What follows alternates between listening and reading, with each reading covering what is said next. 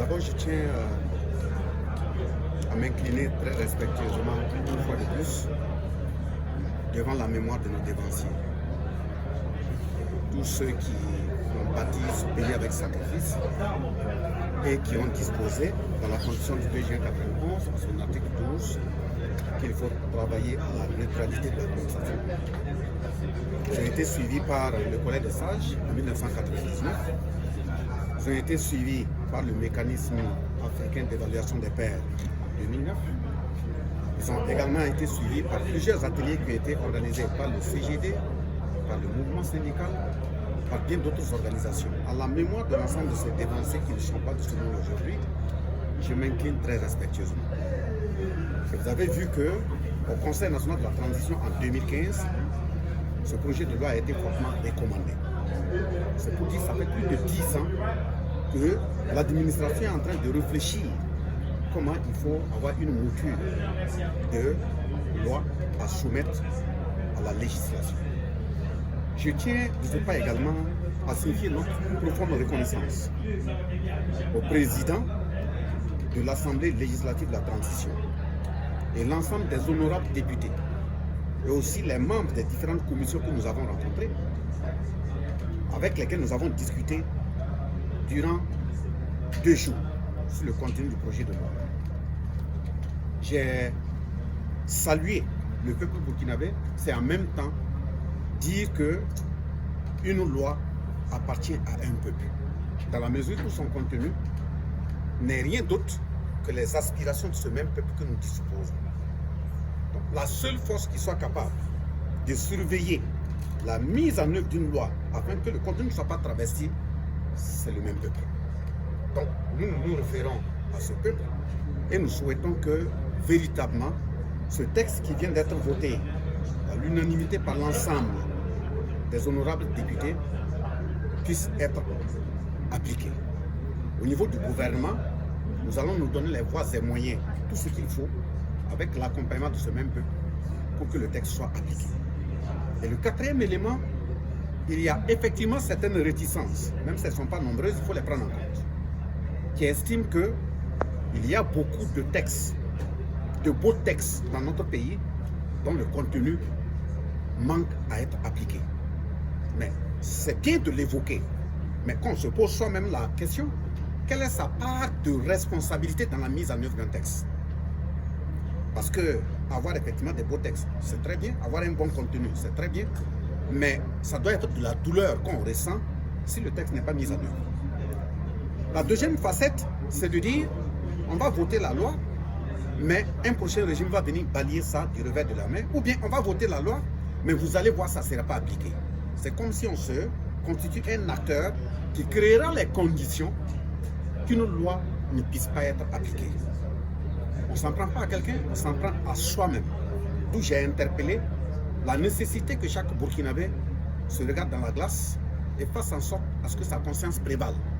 Si nous avons ensemble déterminé, avec courage, avec esprit de lucidité, que les difficultés que nous avons dans notre pays aujourd'hui ne sont rien d'autre que des conséquences d'une mauvaise gouvernance, au plan économique, au plan politique, au plan social, et que nous avons des plaies aujourd'hui, désarticulés et appelés tels que terrorisme et autres, il faut qu'on ait le courage de trouver les remèdes et de les appliquer. Des enfants, des jeunes, des hommes sont au front, tenant des kalash. Certains meurent, c'est très douloureux. Mais nous avons aussi dit que le combat contre le terrorisme ne doit pas seulement se mener qu'au niveau des armes. Ça veut dire dans l'administration, on doit aussi poser des actes dans le cadre de la lutte contre ce terrorisme. Dans la mesure où les militaires traitent les conséquences au front. Mais ces conséquences ne sont que véritablement produites par nos actes administratifs, les errances administratives à travers la gouvernance. Donc ayons le courage d'aller dans ce sens. Je tiens une fois de plus à signifier notre sincère reconnaissance à l'ensemble du Parlement, en commençant par le premier responsable de l'institution qui nous a davantage interpellé à la fin de tout mettre en œuvre pour que la loi soit appliquée. Effectivement, nous prenons l'engagement qu'elle sera appliquée. Avec quel mécanisme, monsieur le ministre? Le mécanisme, d'abord, c'est un mécanisme de veille. Et le mécanisme de veille interpelle l'ensemble du peuple, comme je l'ai dit, et interpelle davantage l'ensemble des leaders d'opinion. Et surtout, les communicateurs. Vous faites un travail déjà assez énorme à travers la presse. Et mais c'est justement quand on veut atteindre le monde entier, c'est à travers encore vos canaux qu'on s'exprime. Donc, dès lors qu'un élément est bien, il faut le magnifier. S'il y a des erreurs, il faut nous interpeller pour que ça se fasse. Et je pense qu'ici, tout un chacun a intérêt à ce que ce soit appliqué et qu'on mette tous les mécanismes en œuvre. Parce que nous disposons pour les générations futures. Nous sommes là aujourd'hui, demain nous ne serons pas là. Et si nous prenons un certain niveau de peur ou de laxisme à ne pas nous assumer, nous sommes en train de créer des conditions très difficiles pour les générations à venir, ce qui n'est pas normal. Donc, il y aura le mécanisme de veille. Et dans ce mécanisme de veille, nous allons interpeller tout travailleur qui estime qu'à un niveau donné, on a mis la loi de côté et on l'a sanctionné sur des bases d'appartenance parce qu'il n'est pas d'un parti politique. Ou si nous avons l'information que dans une institution, il y a des cellules politiques qui sont mises en place, où il y a des cotisations politiques qui sont engagées dans l'administration, les acteurs seront décelés et chacun va répondre.